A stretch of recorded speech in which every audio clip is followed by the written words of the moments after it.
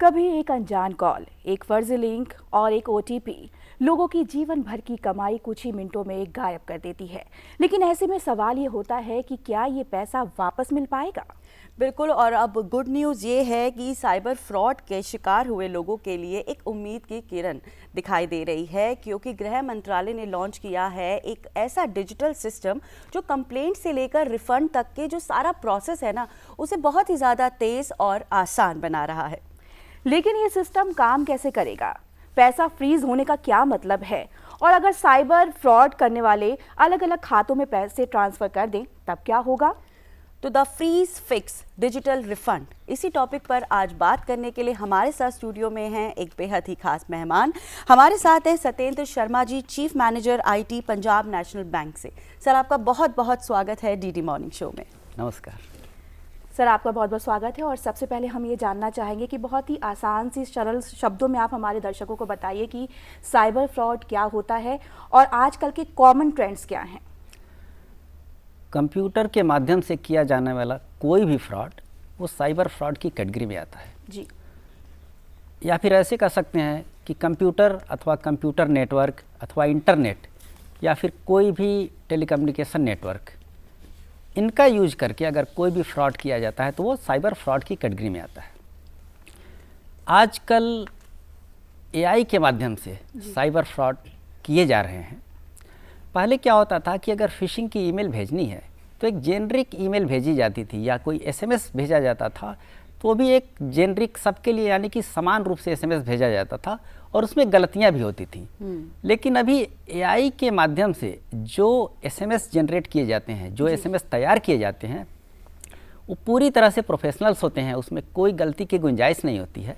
इसी प्रकार से ईमेल भी पर्सनलाइज्ड बना करके उसको सेंड किए जाते हैं ताकि लोगों को आसानी से विश्वास हो जाए कि ये जो ईमेल आई है ये सही है।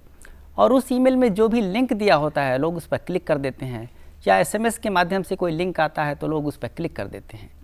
देखिए, जो साइबर अपराधी हैं ये क्या करते हैं कि लोगों को अगर फ़ोन कॉल करते हैं जी। तो भी सोशल इंजीनियरिंग टेक्निक का प्रयोग करके लोगों को इस प्रकार से गुमराह करते हैं कि लोगों को विश्वास हो जाता है कि ये कॉल जो है सही जगह से आई है। उदाहरण के लिए जैसे आता है कि एक फ्रॉस्टर कॉल करता है कि हम बैंक से बोल रहे हैं और आपका खाता फ्रीज हो जाएगा अगर आपने केवाईसी पूरी नहीं की जी। तो उस समय वो बोलता है कि भाई एक लिंक पर आप क्लिक कर दीजिए या अपनी डिटेल बता दीजिए तो हम ऑनलाइन केवाईसी पूरा कर देंगे। तो इस प्रकार के फ्रॉड से निपटने के लिए telecom regulatory authority of India यानी ट्राई ने एक 1600 नंबर की सीरीज जारी की है। +91 तो इंडिया का कंट्री कोड है जी। उसके साथ 1600 से अगर कोई कॉल आ रही है आपके पास, सर्विस या ट्रांजैक्शन रिलेटेड कॉल, तो वो कॉल या तो बैंक से हो सकती है या तो इंश्योरेंस कंपनी से हो सकती है, अथवा फिर वो कॉल जो सेबी रेगुलेटेड एंटिटीज है वहाँ से आ सकती है। तो 1600 सीरीज से आने वाली कोई भी कॉल वो फर्जी नहीं हो सकती है। दूसरा, इसी प्रकार से जो प्रमोशनल मैसेज होते हैं प्रचार प्रसार के लिए, उसके लिए ट्राई ने 140 नंबर की सीरीज जारी की है। तो 140 से आने वाला अगर कोई भी कॉल है तो प्रमोशनल कॉल है या बैंक या इंश्योरेंस कंपनी या सेबी रेगुलेटेड एंटिटीज के द्वारा वो भेजा गया है, किया गया है, तो वो फ्रॉड होने की चांसेज नहीं है। ठीक इसी प्रकार से ट्राई ने एसएमएस के लिए भी एक फॉर्मेट तैयार किया है। तो पहले किसी भी मोबाइल नंबर से एसएमएस आ जाता था या किसी भी फॉर्मेट में आ जाता था तो लोग पता नहीं कर पाते थे जी। अभी क्या है कि जैसे उदाहरण के लिए आपके पास अगर बैंक से कोई एसएमएस आएगा तो एग्जांपल के लिए उसमें दिया होगा AD डैश, अगर पीएनबी से आया है तो पीएनबी एसएमएस डैश या तो P होगा। तो लास्ट में या तो P या तो S या तो T या G, PSTG में से कोई भी दिया होता है। तो P का मतलब होता है कि प्रमोशनल मैसेज, S का मतलब होता है सर्विस रिलेटेड मैसेज जी, T का मतलब ट्रांजैक्शन रिलेटेड मैसेज, और अगर डैश G लगा है तो उसका मतलब है कि ये गवर्नमेंट का मैसेज है। ये गवर्नमेंट के द्वारा भेजा गया एसएमएस है। तो जो A और D जैसे हमने उदाहरण के लिए बताया, तो ए का मतलब होता है टेलीकॉम प्रोवाइडर का नाम, ए मतलब एयरटेल, डी का मतलब है टेलीकॉम ऑपरेटर का जो सर्किल होता है, उस सर्किल, डी मैंने दिल्ली, दिल्ली सर्किल से भेजा गया है। और बीच में जो होता है वो सेंडर की आइडेंटिटी होती है, सेंडर का कोड होता है, जैसे पीएनबी एसएमएस। तो इस प्रकार अगर कोई एसएमएस आता है तो वो फ्रॉड नहीं हो सकता है। और ये जो फॉर्मेट बनाया गया है, ये सभी प्रकार के जितने भी व्यावसायिक प्रतिष्ठान हैं सबके लिए ये अनिवार्य कर दिया गया है ट्राई के द्वारा। बिल्कुल। तो अगर आपको पता, जैसे पीएनबी एसएमएस है तो आपको पता है कि ये पीएनबी का है, लेकिन अगर कहीं और से आया है एसएमएस, तो कैसे जानेंगे आप कि ये एसएमएस कहाँ से आया है? तो इसके लिए sms-header.try.gov.in एक पोर्टल है ट्राई का, आप यहाँ पर लॉगिन करके अपने ईमेल के माध्यम से आपको लॉगिन करना होगा, एक ओटीपी जाएगा ईमेल पर, आप उस ओटीपी को फीड करके ये जो सेंटर का कोड है 6 कैरेक्टर का, इसको फीड करेंगे तो आपको पता लग जाएगा कि ये किस ऑर्गेनाइजेशन के द्वारा भेजा गया है। बिल्कुल। तो ऐसे में एक सवाल ये भी है कि अगर किसी के साथ साइबर फ्रॉड हो जाता है तो सबसे पहला कदम उसे क्या उठाना चाहिए? साइबर फ्रॉड होने की स्थिति में उसको बिना विलंब किए 1930 जो national Cyber Crime reporting helpline number है, उस पर आपको तुरंत कॉल करना है। जितनी जल्दी आप कॉल करेंगे, पैसा बचने की प्रोबेबिलिटी या पैसा बचने का जो प्रोबेबिलिटी है वो उतनी ही अधिक हो जाएगी। लेकिन जितना आप विलंब करेंगे, तो विलंब से अगर आप कॉल करेंगे तो आपका पैसा बचने का जो चांस है, पैसा बचने का जो अवसर है, वो आप खो देंगे, कम हो जाएगा। तो इसलिए जल्दी से जल्दी उस पर कॉल करना चाहिए। कभी कभी क्या है कि उस पर कॉल लगता नहीं है या बिजी बताता है, तो घबराने की कोई ज़रूरत नहीं है। आप national Cyber Crime Reporting portal cybercrime.gov.in पर भी आप अपना शिकायत रजिस्टर करा सकते हैं। ओके, बिल्कुल सर। यहाँ पर अब एक सवाल आपसे जानना बहुत इम्पॉर्टेंट होता है कि जो साइबर फ्रॉड केसेस होते हैं उनके अंदर जो टाइम होता है वो कितना इम्पॉर्टेंट होता है, और क्या शुरुआती के जो कुछ घंटे होते हैं वो बहुत निर्णायक होते हैं हमारा पैसा बचाने के लिए? समय का इसमें बहुत महत्वपूर्ण स्थान है। जितनी जल्दी घटना घटित होने की, यानी कि साइबर फ्रॉड होने के जितनी जल्दी बाद आप कंप्लेंट रजिस्टर कराएंगे, उतना ही ज़्यादा चांस होगा आपके पैसे बचने का जी। इसलिए बिना देर किए उस पर रजिस्टर कराना चाहिए। अगर आपने आधे घंटे के अंदर, 1 घंटे के अंदर करा दिया तो आपको हाई चांसेज होते हैं पैसा बचने के। लेकिन आपको अगर मान लीजिए कि शाम को आपने कराया, मॉर्निंग में हुआ, शाम को कराया या दूसरे दिन कराया, 4 दिन बाद कराया, तब कोई चांसेज नहीं होते हैं। इसलिए बिना देर किए आपको 1930 पे कॉल करना है या फिर cybercrime.gov.in पे आप रजिस्टर करा सकते हैं। इसके अलावा अभी हमारे गृह मंत्रालय ने बैंकों को निर्देश दिया है।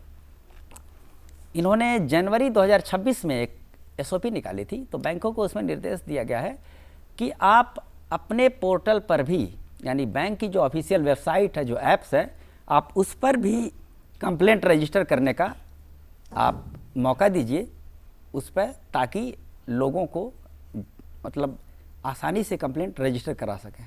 ओके, बिल्कुल। तो एक सवाल यहाँ ये भी बनता है कि अगर 1930 हेल्पलाइन नंबर और इसके साथ ही National Cyber Crime Reporting Portal की बात करें तो इसकी क्या भूमिका है और इसका सही उपयोग कैसे किया जा सकता है?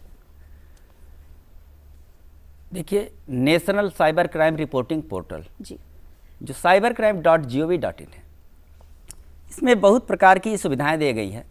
एक तो यह है कि आप अपना जो वित्तीय साइबर फ्रॉड रिपोर्ट कर सकते हैं। ओके। इसके अलावा आप किसी भी प्रकार के साइबर अपराध की रिपोर्टिंग कर सकते हैं। ओके। जैसे वुमेन या चिल्ड्रन रिलेटेड साइबर क्राइम को भी रिपोर्ट किया जा सकता है। इसके साथ ही साथ सस्पेक्ट रजिस्ट्री है इसमें, तो आप अगर पता करना चाहते हैं कि ये मोबाइल नंबर फ्रॉडुलेंट एक्टिविटीज़ में शामिल है अथवा नहीं, तो आप पता कर सकते हैं। या फिर ये ईमेल आईडी या फिर ये अकाउंट नंबर या फिर ये UPI आईडी, अगर आप जानना चाहते हैं कि किसी भी प्रकार के आपराधिक गतिविधि में अगर ये शामिल हैं, तो आप वहाँ पर सर्च करके आसानी से पता लगा सकते हैं। इसके अलावा जो सस्पेक्टेड साइबर फ्रॉड हैं, मान लीजिए आपके पास कोई कॉल आई या फिर आपके पास कोई ईमेल या एसएमएस या व्हाट्सएप के थ्रू आया, लेकिन आपको पता है और आप साइबर फ्रॉड का शिकार नहीं हुए, तो भी सस्पेक्टेड साइबर फ्रॉड को स्क्रीनशॉट लेकर के उस पर अपलोड करना होगा और आप रिपोर्ट कर सकते हैं ओके cybercrime.gov.in के माध्यम से। बिल्कुल ठीक कहा आपने। अच्छा सर, अक्सर हम देखते हैं लोगों को ना लगता है कि अगर उनका एक बार पैसा चला गया तो फिर चला गया, वो वापस नहीं आएगा। तो ग्राउंड लेवल पर अगर हम बात करें तो पैसा वापस मिलने के कितने चांसेस होते हैं? देखिए, जैसा हम पहले भी बता चुके हैं कि जितनी जल्दी आप 1930 या cybercrime.gov.in पे कंप्लेंट रजिस्टर करा देंगे, उतने ही ज़्यादा चांसेज होंगे आपके पैसा ब्लॉक होने के। और एक बार अगर ब्लॉक हो गया आपका पैसा जी, तो आप उसको बाद में क्लेम कर सकते हैं। ओके, तो क्लेम करने के लिए कोई हमें प्रूफ देने होते हैं, कुछ ऐसा? देखिए, अभी हाल ही में गृह मंत्रालय भारत सरकार ने एक MRM पोर्टल लॉन्च किया है। Okay, money restoration module portal है, जिसका वेबसाइट का एड्रेस है mrm-ncrp.mha.gov.in। इसके माध्यम से जो आपने शिकायत रजिस्टर कराई है cybercrime.gov.in या 1930 पर, उसमें 14 अंकों का एक एक्नॉलेजमेंट आता है। अच्छा। Acknowledgement number. ओके। उस 14 अंकों का एक्नॉलेजमेंट नंबर आप उसमें फीड करेंगे तो आपके रजिस्टर्ड मोबाइल नंबर पर एक OTP आएगा। ओके, तो वो OTP उसमें फीड करने के उपरांत अगर आपका पैसा ब्लॉक किया गया है बैंक के द्वारा तो वहाँ पर डिस्प्ले हो जाएगा। अच्छा, और उस पैसे को प्राप्त करने के लिए आपको अपने पैन को स्कैन करके, यानी पैन कार्ड को स्कैन करके अपलोड करना होता है, और साथ ही साथ एप्लीकेशन देना होता है, बताना होता है कि हमारे साथ फ्रॉड हुआ। अगर आपके पास FIR की कॉपी है तो आप उसको अपलोड कर सकते हैं, या फिर आपके पास कोर्ट ऑर्डर की कॉपी है तो आप उसको भी अपलोड कर सकते हैं। बिल्कुल। तो सवाल है कि यहाँ पे ये भी बनता है सर कि अगर हम अकाउंट फ्रीज की बात करें तो इसका प्रोसेस क्या होता है और ये ठगी गई रकम को सुरक्षित रखने में कैसे मदद करता है? देखिए, account freeze law enforcement agencies के द्वारा कराया जाता है जी। जैसे ही कोई शिकायत दर्ज की जाती है पुलिस में, तो वैसे ही पुलिस संबंधित बैंक को निर्देश देती है कि इस अकाउंट को या तो फ्रीज कर दिया जाए जी। या फिर उस पर लियन मार कर दिया जाए, ताकि पैसा सुरक्षित हो जाए और अपराधी उस पैसे को निकाल ना पाए। ओके। तो एक बार जब आपका अमाउंट फ्रीज हो जाता है या अकाउंट फ्रीज हो जाता है, तो बाद में अगर पीड़ित व्यक्ति क्लेम करता है तो उसको रिफंड, जो भी प्रोविजंस हैं, जो भी प्रावधान हैं बनाए गए हैं MHA के द्वारा, उसके थ्रू आपको पैसा वापस मिलता है। जैसे MRM पोर्टल के थ्रू आपने कंप्लेंट रजिस्टर किया जी, तो वो सीधे इन्वेस्टिगेटिंग पुलिस ऑफिसर के पास जाएगी, वहाँ वो चेक करेंगे, अगर सब कुछ सही पाया गया तो वो फिर बैंक को निर्देश देते हैं ओके, कि इनका जो भी पैसा है वो वापस। इसको रिलीज कर दिया जाए। अच्छा। लेकिन इसमें सबसे इम्पॉर्टेंट पहलू ये है कि अगर 50,000 से कम अमाउंट है जी जी, तो 50,000 से कम अमाउंट के लिए किसी FIR की जरूरत नहीं है, वो इंडेमनिटी बॉन्ड के आधार पर ही दी जा सकती है। बिल्कुल। तो सर, आप यहाँ पर अकाउंट फ्रीज की बात कर रहे हैं तो बिल्कुल, और जानना ये ज़रूरी बनता है कि ये जो फ्रीज अकाउंट्स होते हैं इनको वापस से नॉर्मल बैंकिंग ऑपरेशन में रिस्टोर करने का क्या प्रोसेस होता है, कितना वक्त लगता है इन सब चीज़ों में? देखिए, अगर एक बार अकाउंट फ्रीज कर दिया गया जी, तो अगर किसी अपराधी का फ्रीज किया गया तब तो वो जब तक इन्वेस्टिगेशन कंप्लीट नहीं हो जाता है पुलिस के द्वारा, जी, तब तक वो अनफ्रीज नहीं होगा, या फिर हो सकता है कि अनफ्रीज भी ना हो। लेकिन इसमें बहुत सारे निर्दोष लोगों का भी अकाउंट फ्रीज कर दिया जाता है। अच्छा, उदाहरण के लिए, कोई शॉपकीपर्स है, कोई व्यापारी है, वहाँ पर क्रिमिनल आया और UPI से स्कैन करके सामान खरीदा, तो ट्रेल में तो उसका भी अकाउंट आ गया ना, तो वो फ्रीज हो गया।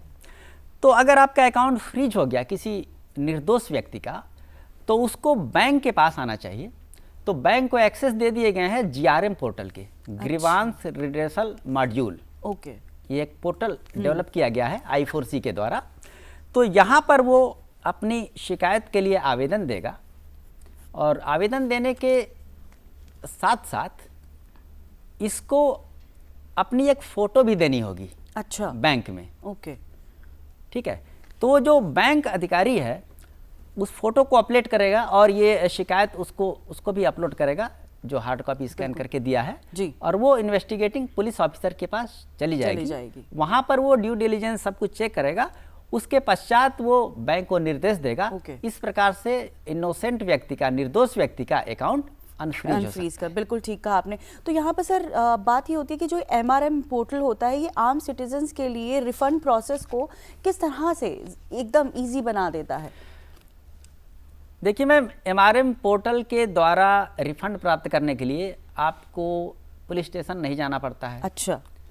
और ना ही बैंकों के चक्कर लगाने पड़ते हैं। ओके।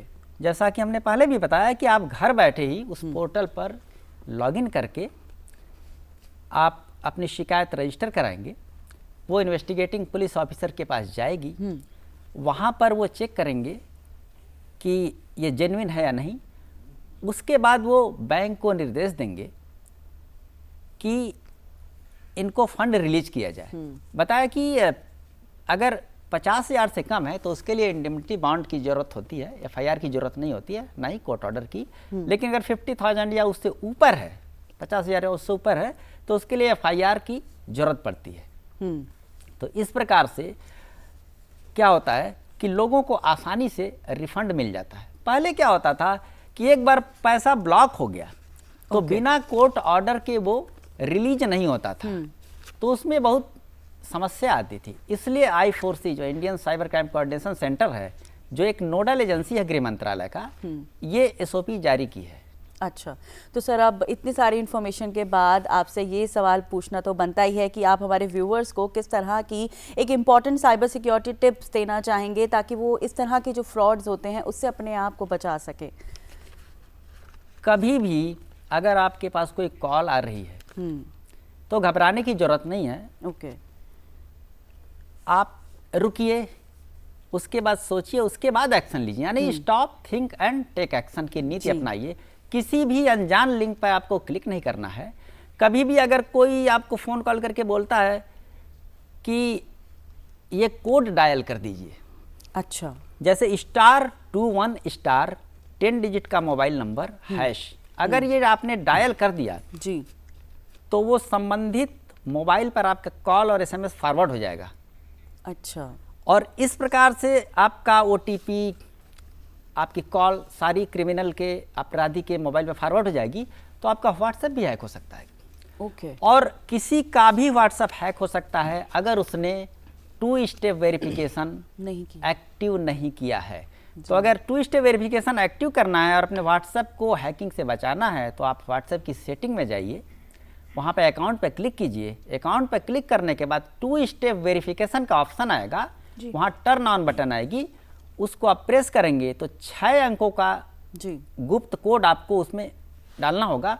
उसके बाद उसको वेरीफाई कीजिए और सेव कर दीजिए। आपका जो व्हाट्सएप है वो सुरक्षित हो जाएगा। बिल्कुल। ईमेल इसमें अनिवार्य नहीं है। अच्छा। अगर आप ईमेल आईडी फीड करते हैं तो अगर कभी आप भूलते हैं ये कोड तो आप उसको प्राप्त कर सकते हैं। बिल्कुल बिल्कुल, आपने बिल्कुल ठीक कहा। तो आज the freeze fix digital refund पर हमारे साथ चर्चा में जुड़े हुए थे सत्येंद्र शर्मा जी। आपका बहुत बहुत शुक्रिया। आप चीफ मैनेजर हैं IT PNB बैंक से। बहुत बहुत शुक्रिया एक बार फिर से हमारे DD मॉर्निंग शो में आने के लिए और इतनी महत्वपूर्ण जानकारी साझा करने के लिए।